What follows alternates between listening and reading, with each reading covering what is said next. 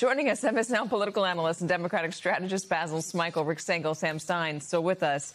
Recipe for success, right? Worried about fraud, worried about elections being stolen, worried about voter suppression. It seems like there's very little trust left in the system, Basil. Well, it's a confluence of events, right? It's the SCOTUS decisions and the redistricting, the loss of the teeth and the strength of the Voting Rights Act, and just overall distrust for institutions, right? That's just gone down significantly on both sides of the aisle, but particularly with young voters. What's interesting about the poll, if you look at the crosstabs, a lot of older voters are really focused on the votes not being counted properly. And that kind of took me back to 2000 and the Supreme Court and Gore Bush, right? So to be honest, when I read that, I was like, yeah, there's been a lot of distrust over a long period of time, going back to at least that moment in 2000.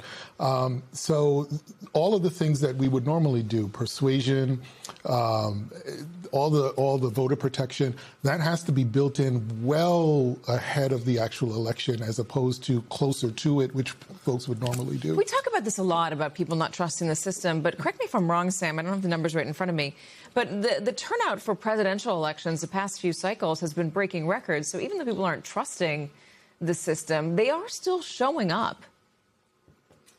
Right, and that might be related, right? I mean, so one of the rallying cries for Trump during the 2024 was to make the election too big to rig, if you remember.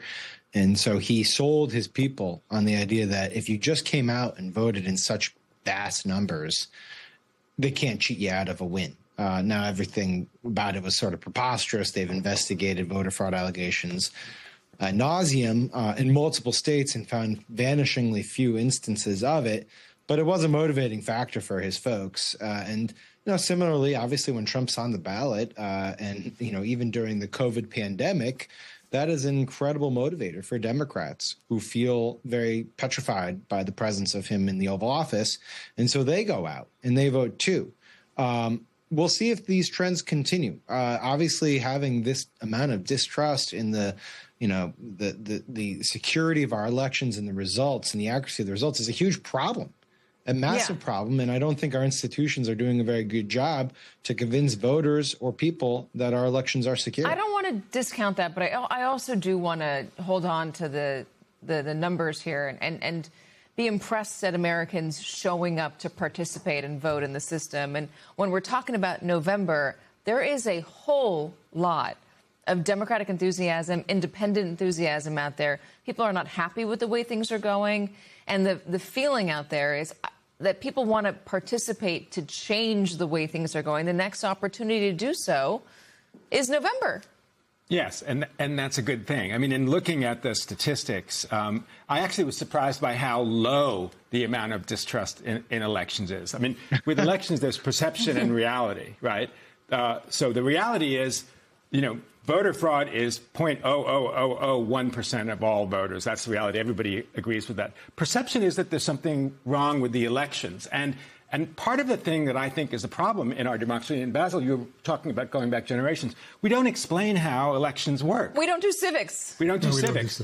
I have been a poll worker in 2 of the last 4 elections because I just wanted to see how it works. Like, man, it's secure, right? Yeah. I mean, the amount of precautions and belts over and over, it's just crazy how secure it actually is. But people are not aware of that. So, for example, when people vote, there should be just an explanation of what happens to your actual physical vote when you vote. People don't know, so it's still a mystery, and we've trusted in that process. Why don't we tell them? Is it because there are politicians who don't want us to know so that they can sow distrust? Why? I mean, we are a democracy that only functions if we all participate and we trust the system.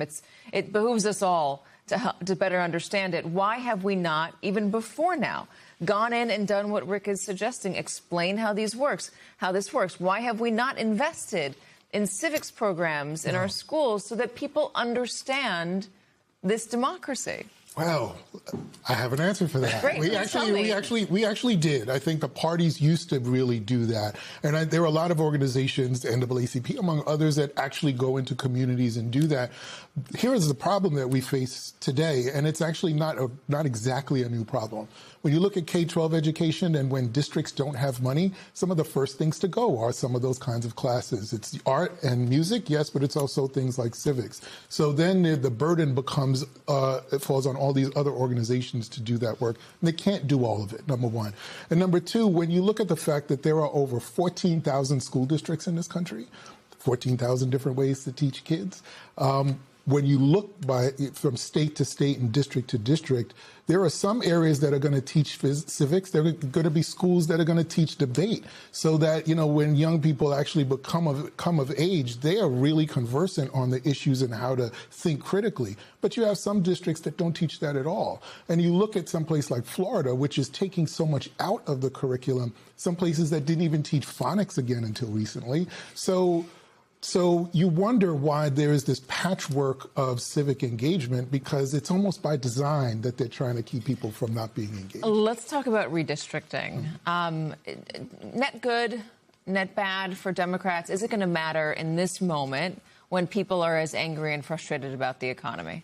It does matter. It's an arms race, and that's just not good for democracy at all. But what recourse do Democrats have at this point? If the Republicans are going to do this, you know, in the middle of the census period, then what else should Democrats do? Because the reality is, if they don't do anything, then you'll have what I think is upon us really right now. It's like an American version of apartheid. Because when you redistrict these congressional seats, you redistrict everything below that. Yeah. And concentrate inequality.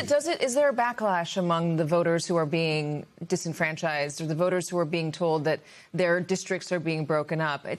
Jonathan Martin of Politico was writing about how the Republican Party might be doing incredible damage to their trust with black voters specifically. What little trust was there? I mean, Donald Trump did make gains. He did make gains, but this maximalist approach to redistricting definitely has a downside, because it's not just the redistricting; it's the fact that there is intentionality around taking away the representation of black voters. How many members of the Black Caucus might be gone after this year? A lot. Right? And people are now becoming so much more aware of that. This, if nothing else, the Trump years have taught us civics. But it will be also harder for a lot of Republicans to get elected now, because they have their districts are more diverse. They have fewer of their own voters in them. It goes to Stuart's point earlier. If there is sufficient anger and people, to your point, are informed about the path forward and what they need to do to change the circumstances, then I think you have that counterbalance. But there are 23 states that have a trifecta of Republican governors and legislatures. It's just geographically difficult. There is, I mean, we've learned this. There is a point where you go too far. Yeah. And when you go too far, you end up suffering the consequences of that. And Sam, when we look at the way this redistricting has happened in the middle, as Basil was saying, of a census cycle, there are a lot of people that have moved around this country over the past few years, especially because of COVID. And are these parties totally sure, is the Republican Party totally sure that the districts they're drawing today in 2026 look the same way they did 6 years ago when the census, or whatever it was, I think 7 years ago when the census was being done? Is it the same place, or have the demographics changed? Has the political makeup changed? And are they running a risk of having maybe a lot, you know, maybe a purple district instead of a deep red district after they've redrawn these maps? I guess both can be true. They're pretty sure. They have very granular data on voting histories. They know exactly where to draw these lines to maximize their opportunities. They're not doing this just, you know, with crayon. They're doing it with precision. And frankly, they're doing it in a way that even in a huge wave election year, they're going to win seats because of this. Now, I will say Democrats are still accurately favored to win the House because the backlash against Trump is going to be so profound that it will carry them over. And also the Republican majority is so thin already that it doesn't take too much. But here's a scarier proposition. What's to stop Republicans from just simply doing this all over again in these same states should they see the results and say, we got to tinker with these lines a little bit? And then on top of that, obviously Democrats in some of the trifecta Democratic states are going to do exactly this before the 2028 cycle.